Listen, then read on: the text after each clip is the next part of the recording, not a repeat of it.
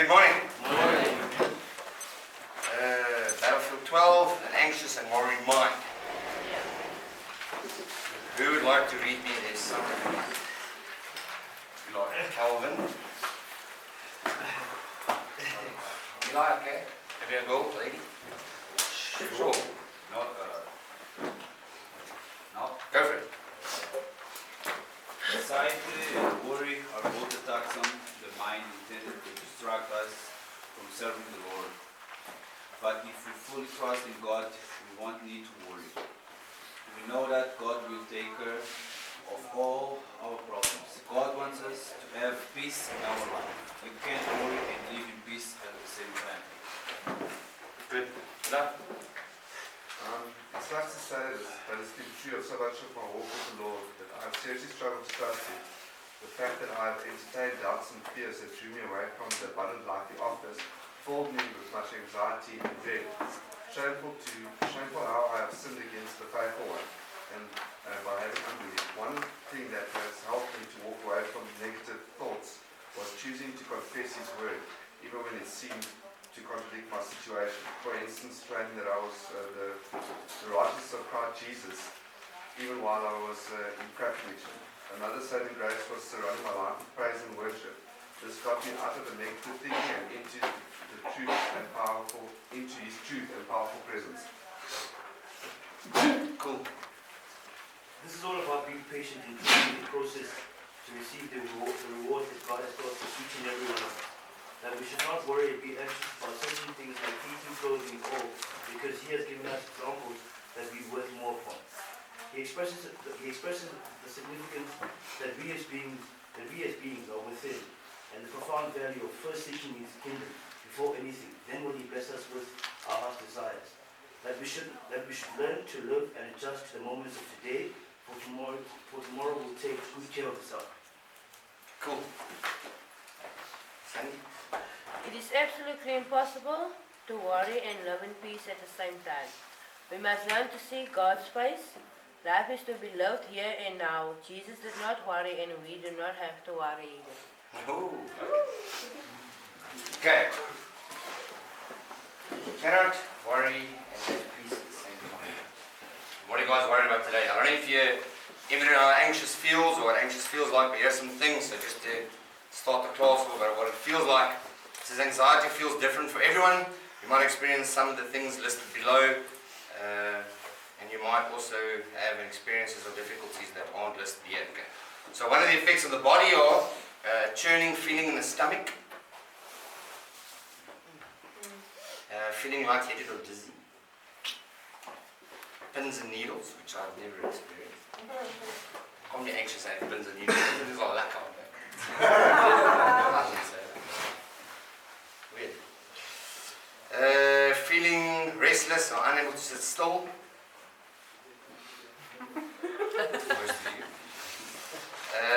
Faster breathing, headaches, backache, aches and pain. A fast heartbeat, sweating, hot flushes, problems sleeping. Problem sleeping is a huge thing when you come out of addiction or come out of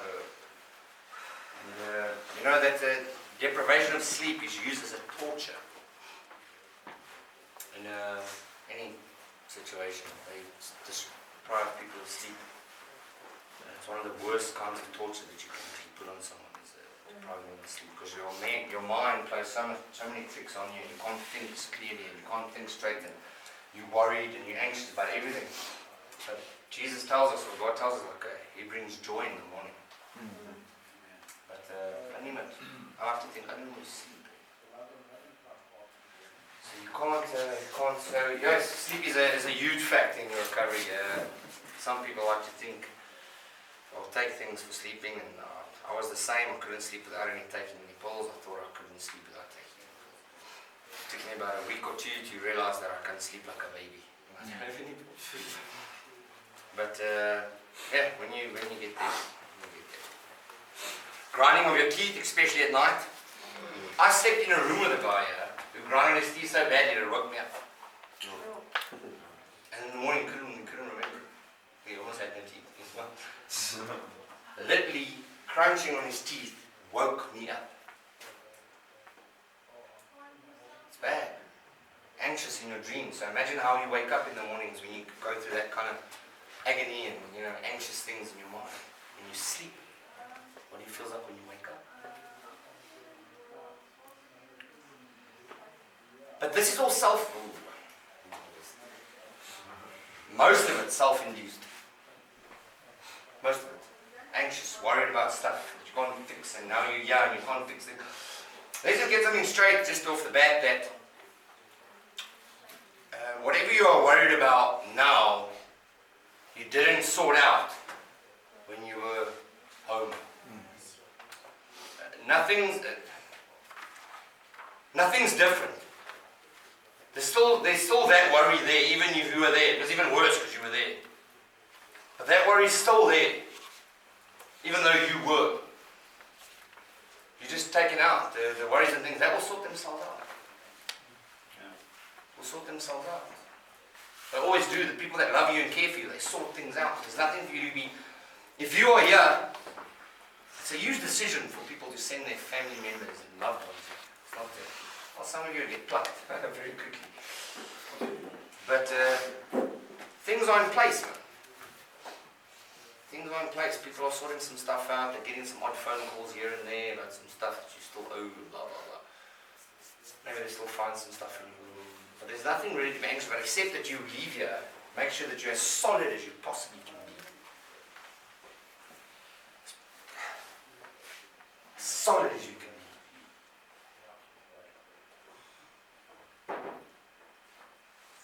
You shouldn't be anxious. We'll go through it, but you shouldn't be anxious about anything. I mean, a lot of things, fear and things stops us, but busyness kills the fire. The busier your mind gets, the less you do. The busier you are in your mind, the less you actually do, because all you do is sit down and worry.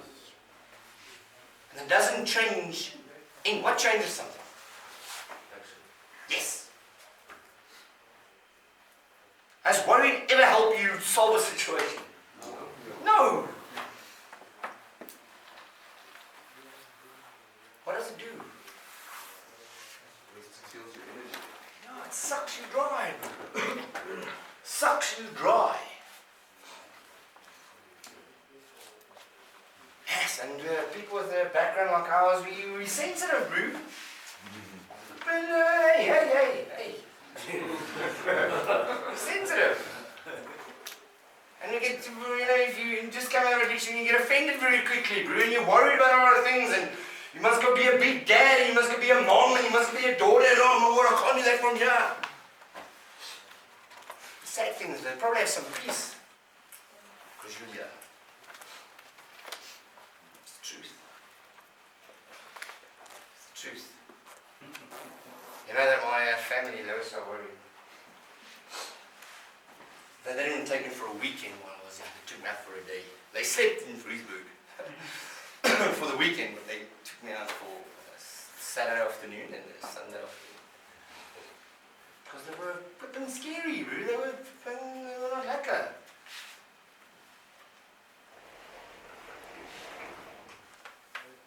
They had the right to be. Imagine what it must be like for your folks to act like a policey man in your life. Sometimes they need more healing than you do. They do need more healing. Because they care about you. You didn't care about them, even though you say you did. In addiction, you don't care for anybody more except for yourself. Don't even flip and start with me, oh, I did it for my this and that and that. It's not true. It's not true. The only thing that you care about is yourself. Your kids didn't matter, man. And you like to think, you've got a sober little mind on you, you've been clean for 3 weeks or whatever. No, I did it for the kids. I'm doing it for the kids. Boom!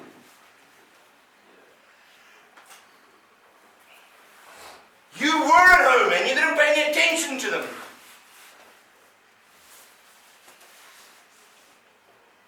And now suddenly they come here and they're your world. It's superficial. Superficial. Surface.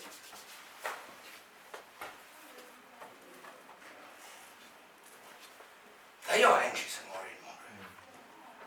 You got the chance to change your life. You should be grateful every day when you wake up. Like, I thank you, Lord, for another sober day. I have to run around and steal stuff to get drugs because I feel so bad about myself.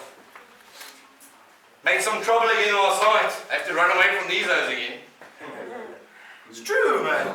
You guys are in one of the most safest places you've ever been. Some of you in years. In years. Ah, dishes. Yes. I've seen people's lip hang on the floor. On the floor, Mario. I have to kick it out of the way. Yeah, you laugh. Anxious and worried. About what? You have a beautiful opportunity here to change everything about you, Margaret. Everything. Everything you don't like, you can deal with your counselor. Everything you don't like about yourself. Just shock, I don't like this and that and this and that, blah, blah, blah, whatever you feel like. Remember this, think about it. What am I anxious about? The thing is, if I start thinking one negative thought, guess where I end up, Margaret?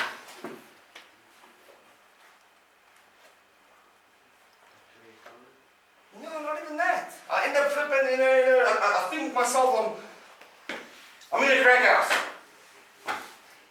Worried about things I never did in my flipping, not even happening around me, but I'm there.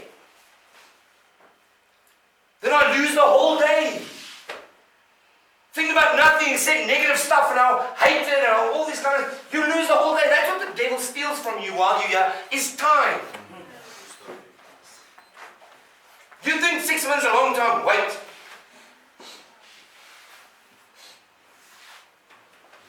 Before you know it, you're going home. Yes. Then the anxious and worrying. Yeah. What do I do with 6 months? I need to extend me. No one's ever told me. No. I must say, no one's ever told me that before. But I wish, I pray for the day. Shock, you know, I feel I'm ready, but I think 1 month will just solidify me.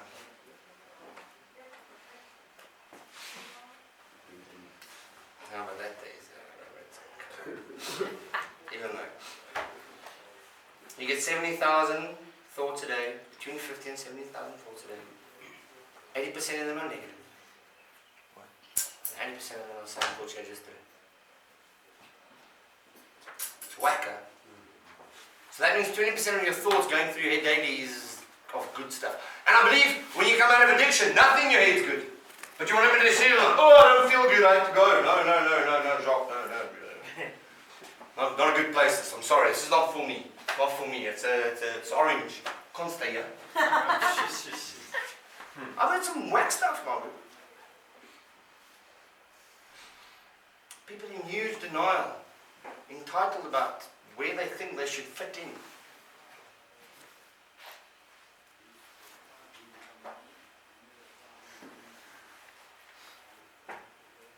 Be loyal to your future and not to your past.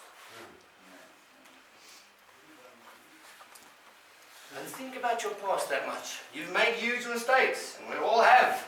But not just, a lot of people make mistakes, but they move on, man. They put them down. You're not that rubbish that you're thinking in. Be kind to yourself. No one can be as hard on you as you can on yourself. Doesn't matter what I say, or how I try to offend you, or challenge you, or whatever. You are the guy breaking yourself down much more than I can. And it happens on a daily basis, bombarding your mind with horrible thoughts of yourself all day long. Telling yourself that you can't handle situations. Telling yourself that you can't do recovery. Telling yourself that I can't be a mom, can't be a dad, can't be a son. What is it? What does that grow?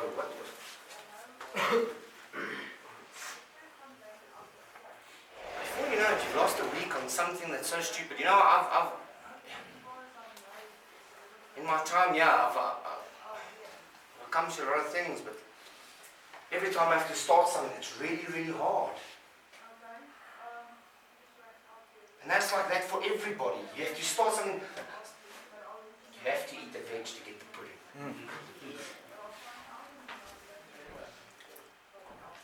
Stop thinking life's all about pudding. It's not. You don't grow when you get pudding. Makes you fat.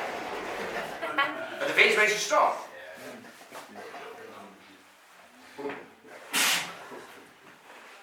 Know what I mean? Know what I mean when I say it?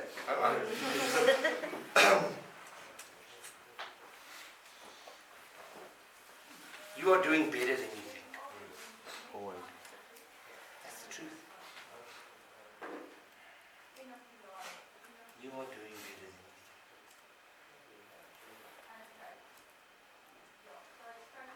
Yes, you have a long way to go. Doesn't end here. Go on. Life and death is in the power of the tongue. Proverbs 18:21.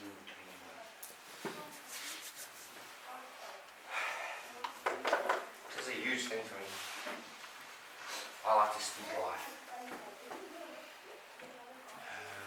When I speak, I find myself when I listen to songs lately, I know the songs very well. It's not the worship songs, praise and worship songs, different songs, and I find myself not singing the parts that I don't like. It's weird, eh? Because I understand if I speak these things over my life, I hinder myself. Take one step back. Nothing wrong with the back step, eh? Like readjust. And then move too forward, half back, readjust. Stumble towards the light. Stumble means not giving up. Stumble means just carry on a little by little, but carry on to the light. Work towards the light. Even if it's a little baby steps, and things are hard and tough, just make sure that you're stumbling, or at least crawling, or reaching to the light. Nothing wrong with stumbling, bro. Stumbling can teach you a lot of things. Stumbling can teach you how to walk. Walking can teach you how to run.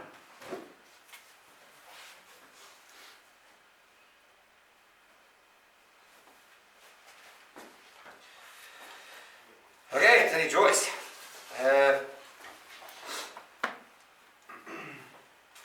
Some people have such a problem with worrying that it might even be said that they were addicted to worry. Ever thought about that? Think about what you're thinking about. All these things with you, they're very cool. You can all mash them in together. But do you really think about what you are thinking about? If you're thinking negative things, don't you stop and pause and say, whoa, shouldn't. I find myself walking like, yes, I shouldn't be thinking that. Yep. But I stop myself. That's taking the thought captive.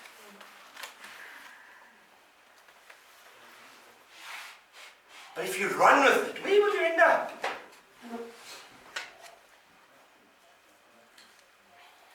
Connect.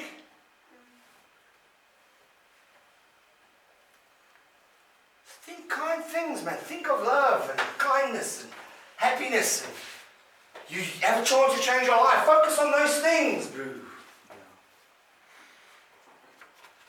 I can easily be negative. Easily.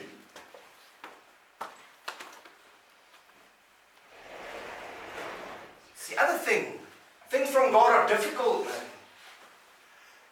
Not only difficult.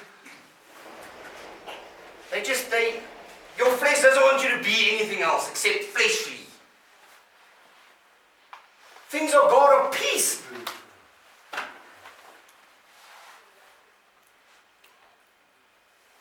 People don't like to admit it, but the thing that's chasing you away is using. You might use other excuses, but in the back of your mind you're thinking, just I need to feel better.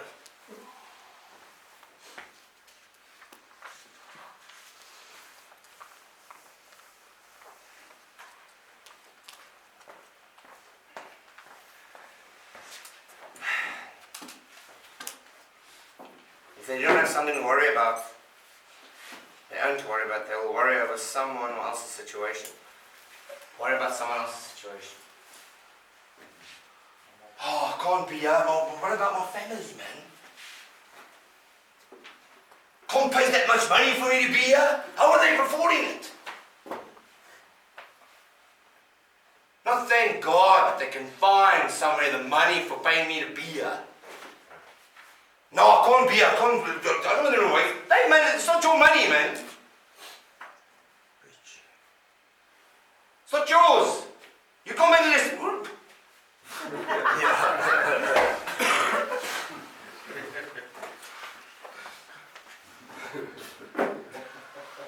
Unless they tell you, like, listen, bro, this and this and this has happened, we're going to move on, and that's out of your hands. But if you force the situation, you're manipulating. But if it comes from the outside, it's a different story.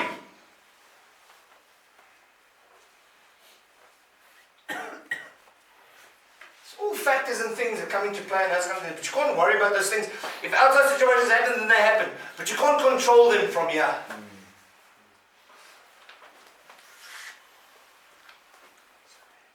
So just be here for as long as you can be here. If things around you change, the outside world changes, sure. Then adjust.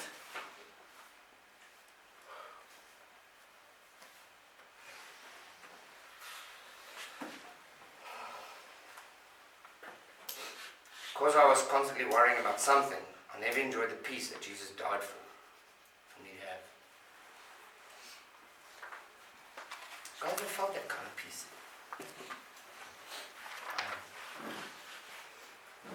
But she says that you can't have peace and worry at the same time. One's fleshly, the other one's from God, so they clash and they fight.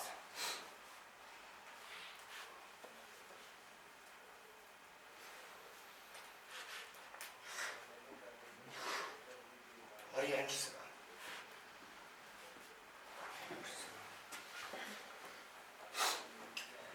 about? Peace is not something you can put onto a person, it's a fruit of the Spirit. The fruit is the result of abiding in Jesus. Abiding relates to entering the rest of God, spoken in the 4th chapter of Hebrews as well as in other places in the Word of God. Jesus gave us His peace, but He said we must allow ourselves to not be fearful, intimidated or unsettled.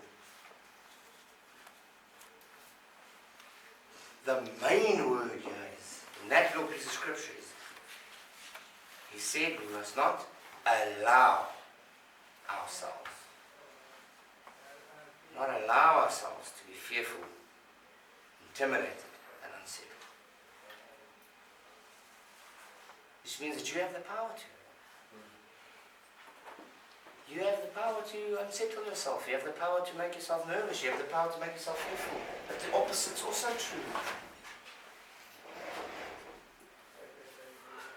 You can make yourself happy. You can make yourself strong. You can encourage yourself. Yes, encouraging is a huge thing for us. But you guys can encourage yourself, you know. We all need mentors in my life. I have the best people in the world. Well, I think, in my life.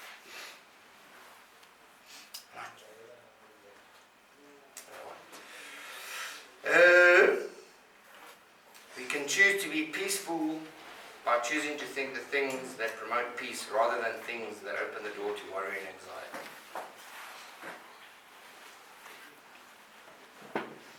There are several words in the Bible that refer to worry depending on what the translation is being read. The King James Version does not use the word worry.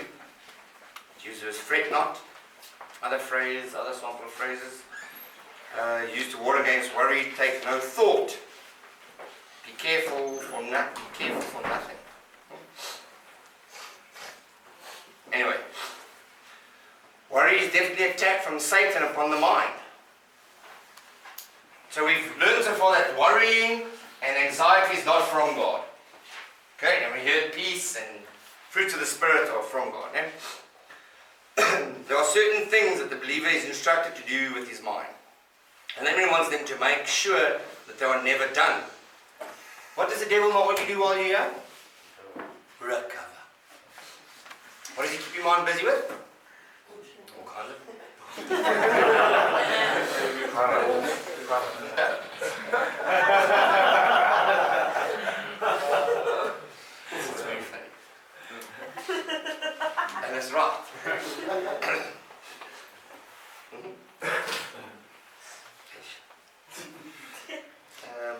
Devil attempts to keep the mind mentally busy enough with the wrong kinds of thinking, so that the mind never gets around to being used for the purpose of which God designed it to be. Whacker. So if you're not busy with the things on God, guess what?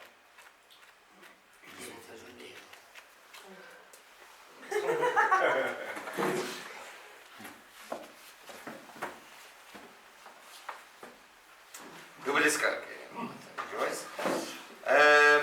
Life is intended to be of such high quality that we enjoy it immensely. In John 10 verse 10, Jesus said the thief only comes to order to steal, kill, and destroy. Steal, kill, and destroy.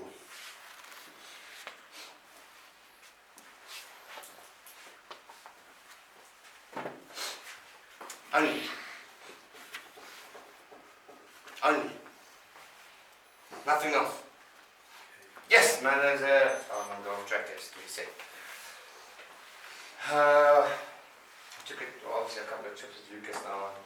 We're speaking about the father of all lies, which is the devil. And we were chatting about it, and I came to realize as Lucas was speaking that everything, he can't help himself, everything the devil says is a lie. Everything that comes out of his mouth is a lie. He cannot speak the truth. There's nothing about him that's truthful. When he told Jesus, bow down, I'll give you all these things, he was lying. He said to Jesus, bow down before me, I'll give you all these kingdoms. He was lying. It's not his.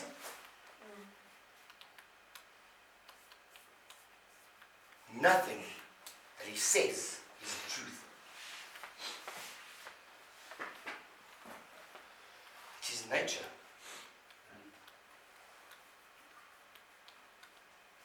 All nature's from God. And you have all the abilities to see the devil coming 10 miles off. You can actually stand back and laugh at him as he walks by. Smack him on the head as he walks by. Bah!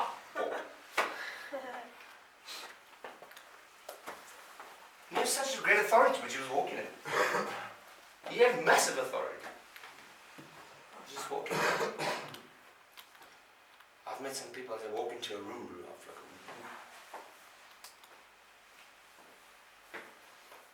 immediately I feel like a small little boy. Presence, bro. Uncle D. When he walks into it. What a man, eh? What a man. Okay. And then Jesus said, I came that they may have life and enjoy life and have it in abundance. Satan attempts to steal the life from us in many ways. One of them being worry. In Matthew 6:25, we are being taught that there is nothing in life that we all have to worry about. Not any aspect of it. The quality of life that God has provided for us is great enough to provide all the things that we need. Okay? Everything that you need, God will provide. But the things that you want and you need are two different things. Oh yeah. You want so much. But they're two different things. You might think that you want some stuff to make you feel better, but God knows what you need.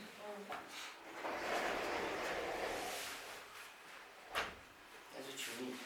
That's what you need, eh?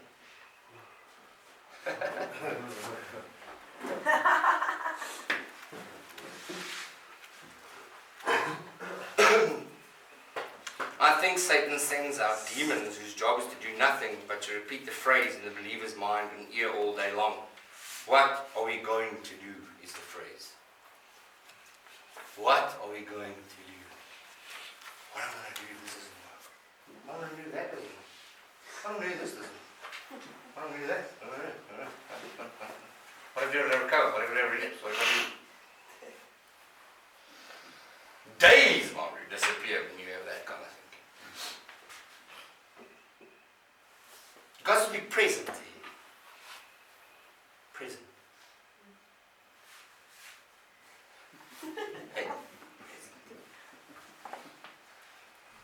know what that means? Guys, I'm going to do a quick exercise. Stop the tape. That's left. And that one. And that's all. Thank you, folks. Okay.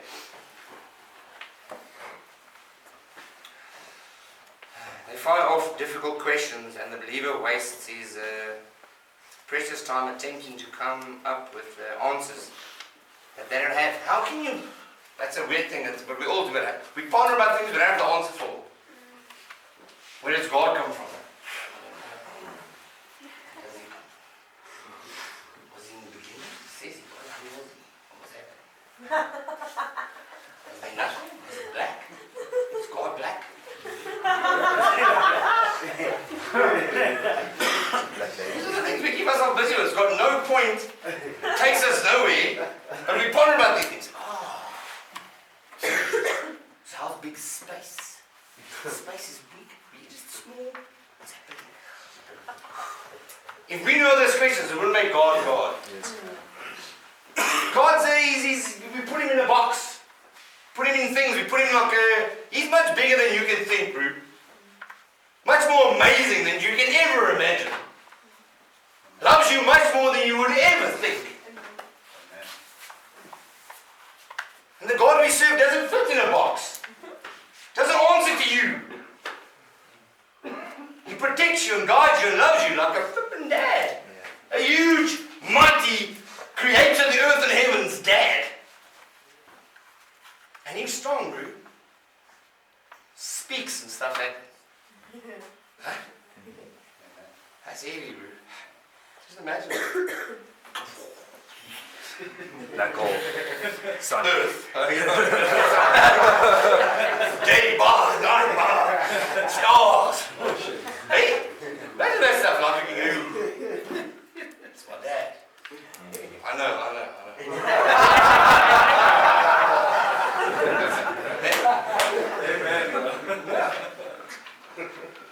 So this is the God who loves us, bro. This is the man. Okay, that's him, bro. And he wants you to be all your things that you want to be.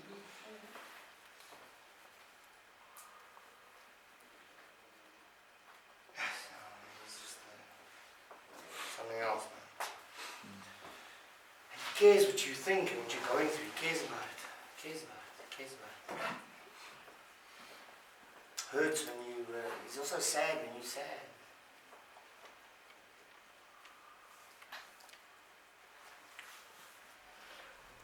He's worried about you. He leaves the 99. He leaves the 99. There's no war he won't kill someone. Anyway, that's what I was. Oh, he's right. Close my eyes. Clap your hands on.